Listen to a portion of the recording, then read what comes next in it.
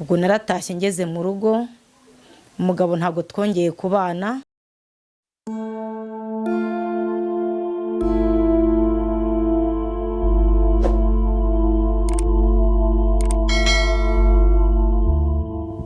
Turabasuhuje kandi tubahaye ikaze, twongeye kubasuhuza. Twari tumaze igihe kinini tutavuga, tutagaragara ku Kubaha Uwiteka TV kubera gahunda nyinshi twari dufite, turi kubategurira ibintu byiza, ariko ubu twagarutse mugiye kujya noneho mudukurikira 5/5 kuri kamera zanyu rero, kuri screen zanyu za Kubaha Uwiteka TV.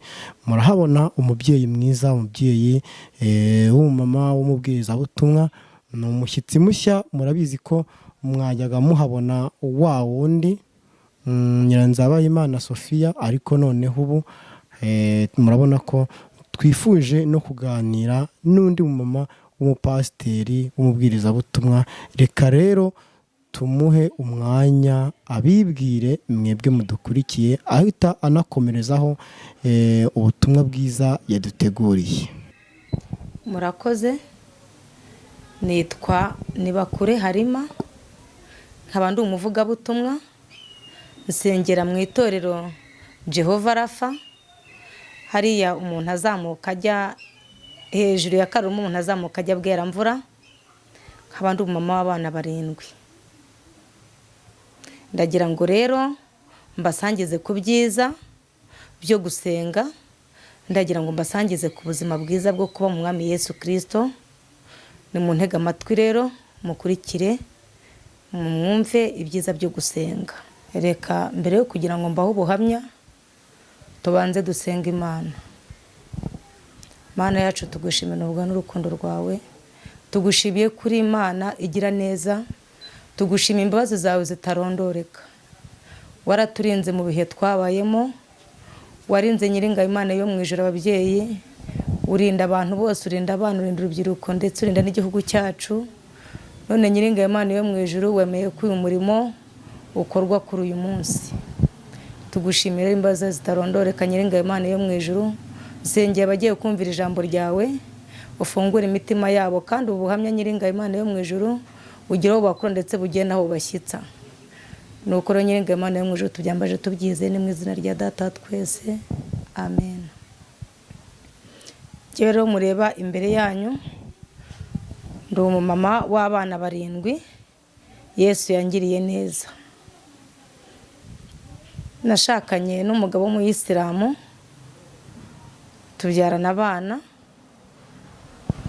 Nageze ku mwana wa 5, twabyaranye abana b'abakobwa. Ngeze ku mwana wa 5 atangira kujya agenda abwira abantu yuko ngiye kumuca, kubera ko yavugaga ko mbyara abakobwa gusa, ariko kubera yuko twakundanaga numvaga n'ababimbwiraga numvaga bitamfasheho, ntago nabyemeraga. Igihe cyaje kugera nza gutwara inda ya 6, maje kuyitwara, igihe kiragera nza kubyara. Ngiye kubyara barambaze, bwari ubwa mbere nari mbazwe kuri uwo mwana. Nk'uko umugabo rero yajyaga bivuga, koko yaje kunsura asanga nabyaye umwana w'umukobwa. Asanze mfite umwana w'umukobwa, ntabwo yongeye kungemurira, nta nubwo yishimye nk'uko yajyaga yishima. Byabaye ngombwa yuko mba mu bitaro. Umugabo igihe cyo kwishyura kigeze, umugabo ntago yigeze anyishyurira ibitaro nk'uko byari bisanzwe. Ubwo urumva jyewe we yari yanzanyeho cya kibazo, ariko jyewe nta gaciro nagihaye, nta nubwo nabifashe yuko ari ukunyanga. Ubwo naratashye ngeze mu rugo, umugabo ntago twongeye kubana. Uwo munsi bwacye ajya mu kazi, amajije kujya mu kazi ntiyagaruka, kumbe yashatse undi mugore, ariko jye ntabyo narinzi. Yaragiye rero abiyo ngiyo, iminsi 3 ishize, nibaza ikibazo cy'umugabo yagize, kubera yuko hari igihe bajya bagura nk'ibikoresho bya okaziyo bakabafata bakabafunga. Natekereje yuko umugabo bamufashe bakamufunga, njye niko ibitekerezo byanjye byanyumvishije. Bwarakeye njya kubaza mu magereza yose yuko umugabo yabafunze. umunsi wa mbere ndagenda umugabo ndamubura, umunsi wa kabiri ndamubura, umunsi wa gatatu ngeze mu rugo ngarutse abana barambwira ngo papa yaje. Ndababaza ntese yababwiye ngo iki? Bampaye urupapuro yari yanditseho ngo nta kibazo nagize, ahubwo nakoresheje imashini itari yanjye, bibi bibazo none ubundi mu bwihisho, ariko ikibazo kigiye gukemuka ngaruke mu rugo. Ubwo nyuma yaho naje gusanga umugabo w'ahantu bakorera, mbonye nkomeje kumubura, ahantu umugabo wakoranaga n'uwiwanjye, ndamubaza nti mbarumbwiza ukuri amakuru y'umugabo wanjye. Umugabo niwe weruye ambwiza ukuri yuko umugabo yashatse undi mugore. Muri icyo gihe nkimara kubyumva, murabyumva yuko naje kugira ikibazo. Nari ndi mu nzu y'ubukode. Inzu igihe cyaje kugera, bwa bukode amezi 5 aruzura ndi mu nzu, ndi jyenyine, nyir'inzu yaje kunsohoramo kubera yuko nari mbuze ubushobozi bwo kwishyura inzu. Byaje kuba ngombwa hari umuturanyi ajya kuncumbikira. Muri uko kujya kuncumbikira yarancumbikiye, igihe kiza kugera nawe aransohora kubera ko nari mfite umuryango w'abantu benshi. Byaje kugera ku rwego rwaho njya kurara mu muhanda n'abana. Ubwo rero muri icyo gihe ubuzima bwa mbere bubi cyane bwaranshaririye. Nibwira yuko nishaka undi mugabo nzagira ubuzima bwiza. Nza gushaka undi mugabo. Umugabo tubyarana umwana w'umuhungu. Tumaze kubyarana umwana w'umuhungu, nawe kubera abana yabonaga mfite, byabaye ngombwa ko nawe ansiga. Muri uko kunsiga rero yansiganye umwana w'uruhinja, nkomeza kubaho jyenyine. Nza kubona ko nta bundi buzima mfite. Nigira inama yo kuvuga ko ngomba gukizwa, nkajya mu rusengero, numva ko ariho ngomba gukura amahoro y'umutima wanjye. Naragiye ngeze mu rusengero, narasengaga. Icyo gihe nari umukristo uko nabibonaga muri jyewe. Nakoraga imirimo y'itorero ndetse no gufasha narafashaga, ariko ntago nigeze ndeka ibyaha muri icyo gihe. Muri icyo gihe haje kubaho rero, namazemo imyaka myinshi rwose, nzi ko ndi umukristo, nzi ko nsenga, nkora imirimo ya gikristo, ariko ntago nari narigeze ndeka ibyaha. Nari nkibikora. Igihe kimwe rero Yesu yaje kubona ko nduhijwe, ijoro rimwe Imana iza kungenderera. Imana ingendereye, naje kuryama mbona ijisho ry'Imana. Muri uko kubona ijisho ry'Imana, narahunze jyewe njya kwihisha, kuko ryari rifite uburakari, ryandebaga nabi, nabonaga mbese ribabaye cyane. Nta kindi nakoze, narirukanse njya kwihisha. Ndagenda ngeze ahantu mu nzu, nihishamo numva ko nta muntu ndeba, ndetse numva ko na rya jisho ritambona. Maze kwihishamo, nagiye kubona mbona rya jisho riraje rinsanzemo, rirongera rindebye nabi, ubwoba buranyica, ndongera ndirukanka. Ndiruka cyane ku buryo numvaga ko narisize, kuko ryo ryari rindi inyuma jye, ntago naribonaga imbere yanjye, numvaga imbere yanjye nta kindi kintu gihari. Ndagenda nongera nihisha ahandi hantu. Majije kwihisha, hashize nk'iminota nk'ibiri mbona nabwo rirahansanze. Rihansanze noneho ubwoba buranyica cyane kubera ukuntu ryari rifite uburakari n'umujinya. Ndongera ndirukanka, naje kugera ahantu mbona ko noneho ritari bumbone, ritari bunamfate. Ninjira ahantu mu gihuru, icyo gihuru cyari inzitane. Maze kwinjira mu gihuru, nirenzaho ibyatsi kuko cyari igihuru kigari kandi gihishe cyane. Nirenzaho ibyatsi, maze kwirenzaho ibyatsi, ndavuga ngo ubu nuwaza ntiyambona. Nka nyuma y'iminota 5 nagiye kubona mbona rya jisho n'uburakari bwinshi, mbona rirongera insanze muri cya gihuru.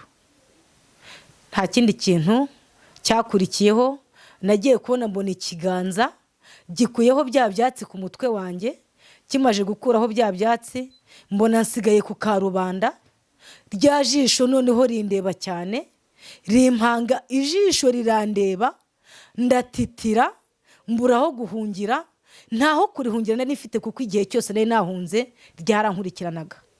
Nabonye ntahandi ho guhungira, ubwoba buranyica, iryo joro ryose ntabwo nasinziriye, nakomeje kugira umutima uhagaze. Bwakeye mu gitondo mfata umwanzuro wo kujya kureba umukozi w'Imana. Naragiye ngeze ku mukozi w'Imana, aransengera kuko nari ngiye kumwaturira ibyaha byanjye. Nibwo nabonye yuko kirya gihe nasengaga ntari nkijijwe, ntari nakavuye mu byaha. Uwo mukozi w'Imana amaze kunsengera, nibwo nahise numva yuko mbaye umukristo wo mu mutima, nibwo nahise numva yuko nkijijwe. Ubundi mbere ntabwo nari nzi ibyo ndimo. Ubu rero turi kuvugana, nari mbazaniye ubuhamya bwo kubakomeza, mbabwira yuko ubu ndi umukristo wo mu mutima. Ubu nkora imirimo y'itorero, mvuga ubutumwa, mfasha imbabare nk'uko nanjye nafashijwe, mbaha ubutumwa bwiza bukageraho bavana bukajya naho bashyitsa. Imirimo yanjye yose yandikwa imbere y'izina ryanjye mu gitabo cy'ubugingo. Mu gihe mbere ibyo nakoraga, nubwo nari kuba mfite amafaranga ngafasha, ntacyo byari kumara kuko byari impfabusa. Ni muri urwo rwego mbazaniye ubuhamya bwo kugira ngo budukomeze, nawe bugukomeze wo kurikira iki kiganiro, ndetse n'undi uzagikurikira wese akacyumva. Nari mbazaniye ubuhamya bwo kubakomeza, mbabwira ngo wowe urukurikira ikiganiro ukaba uri kucyumva, ndagira ngo ngushishikarize yuko wakisuzuma, nanjye nkisuzuma, ukareba neza yuko ibyo ukora, ese izina ryanjye ryanditswe mu gitabo cy'ubugingo. Ushobora kuba uri umukristo umazemo imyaka myinshi, ndetse ufashe imfubyi, ugatanga icya 10 n'amaturo, ndetse ugatanga n'ubwitange mu bakristo cyangwa mu itorero, ariko ibyo byose ukaba ubikora ntaho uri kujya, ukaba utari gukorera ubugingo, ukaba utari kurokora ubugingo. Nagira ngo nkubwire wo kurikira iki kiganiro, wisuzume urebe neza, ese imirimo yanjye izangeza mu ijuru.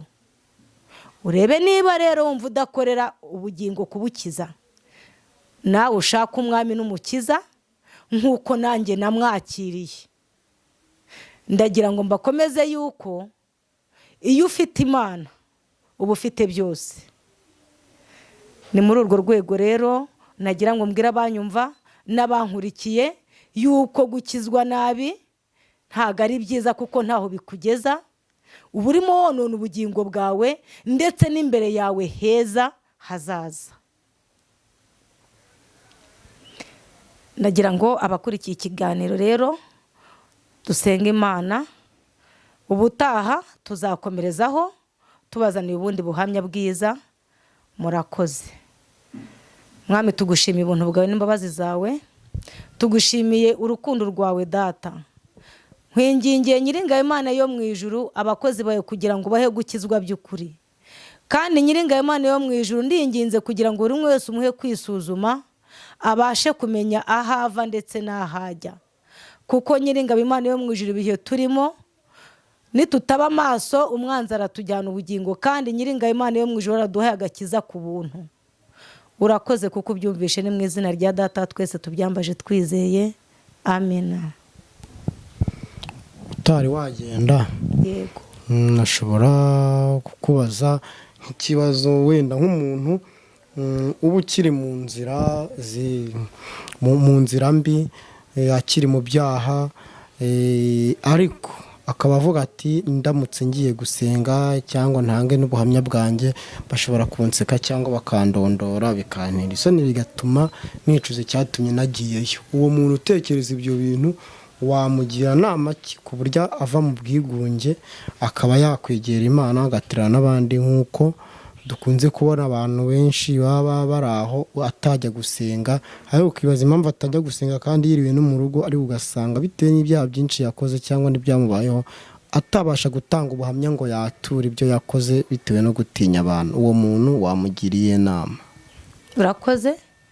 inama namugira, ntabwo iyo umuntu afite Yesu nk'umwami n'umukiza we mu bugingo agira isoni zo kuvuga ibyaha bye cyangwa agira isoni zo kuvuga ubuzima bwe, cyane cyane iyo ashaka gukorera Imana. Iyo wakiriye Yesu nk'umwami n'umukiza ntabwo ugira isoni z'ibyaha byawe, kuko na Bibiliya iratubwira ngo Imana yanga ibyaha ariko ntabwo yanga umunyabyaha. Kandi iyo ushaka gukira indwara urayirata. Ntabwo wakizwa utigeze wegera ijambo ry'Imana ngo uryumve cyangwa ngo uryubahe. Iyo ushaka gukizwa ujya mu rusengero. Iyo ugiye mu rusengero wumva ijambo ry'Imana. Iyo wumvise ijambo ry'Imana rigutera imbaraga zo gukizwa. Kuko iyo bavuze ijambo ry'Imana, iyo barimo gusenga bagasoma ijambo ry'Imana, burya benshi niho bakirizwa, umutima wawe urakurondora. Iyo umutima wawe ukurondora ugasanga udakiranutse kuri iryo jambo, ubasha guca bugufi ukihana. Iyo wihannye rero nta soni ugira. Nta mukristo uri mu nzira usenga Imana ugira isoni z'ibyaha, kuko n'indirimbo iravuga ngo nta soni ifite uretse iz'ibyaha byanjye. Nanjye uguhaye ubu buhamya nabanje kubaho muri icyo gihe gutyo, ariko byaje kuba ngombwa nk'umuntu wakiriye Yesu nk'umwami n'umukiza we, nta soni ngira, kuko numva nkiranutse umutima wanjye ntacyo umutima unshinze. Nabakangurira rero yuko bakumva ijambo ry'Imana, nabashishikariza ko bajya gusenga, kuko ntabwo Imana yanga umunyabyaha ahubwo yanga icyaha. Iyo bigenze gutya Imana iguha imbaraga zo kugira ngo ukomeze inzira yayo, kuko twe ntacyo twishoboza.